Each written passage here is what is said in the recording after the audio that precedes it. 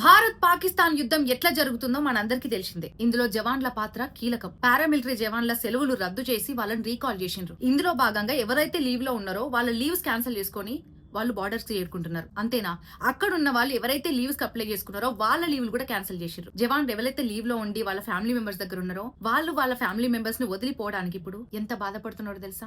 అసలు వాళ్ళు చేసే సాక్రిఫైసెస్ అన్ని ఇన్ని కావు. వాళ్ళకి అసలు మనం ఏమి రుణం తీర్చుకోగలం? వాళ్ళ ఫ్యామిలీని వదిలి వాళ్ళు వెళ్ళేటప్పుడు రేపటి రోజు ఎట్లుండో తెలియదు, ఏమైతో తెలియదు, మళ్ళీ తిరిగి వస్తారో లేదో కూడా తెలియదు. ఎలాంటి స్వార్థం లేకుండా దేశం కోసం వాళ్ళు చేసేది అంతా ఇంత కాదు. ఒక జవాన్ బార్డర్ కి వెళ్లే ముందు చిన్న పాప, అప్పుడే పుట్టిన ఒక న్యూ బార్న్ బేబీ దగ్గర ఆయన వాళ్ళ పాపను ముద్దాడుతూ బాయ్ చెప్తూ వెళ్తున్న వీడియో ఎంతో బాధ కలిగించింది. నిజంగా ఆ వీడియో చూస్తే దుఃఖం వచ్చిందని చెప్పాలి. Tough good boys but duty calls ఆయన పెట్టిన క్యాప్షన్ ఇది. ఒక జవాన్ ఆ ఫ్యామిలీని వదిలి వెళ్లేటప్పుడు ఆ ఫ్యామిలీకి ఎంత పెయిన్ ఉంటుంది, ఆ జవాన్ కి ఎంత పెయిన్ ఉంటుంది. నిజంగా జవాన్లు ఇవాళ అక్కడ అట్లా చేస్తున్నారు కాబట్టి ఇవాళ మనం ఇక్కడ ఇట్లున్నాం, ఇంత ప్రశాంతంగా ఉంటున్నాం, ఇంత ప్రశాంతంగా నిద్రపోతున్నాం. ఒక 4 ఏళ్లు నోట్లో పోతున్నాయి అంటే వాళ్ళు అక్కడ ఉన్నారు కాబట్టి.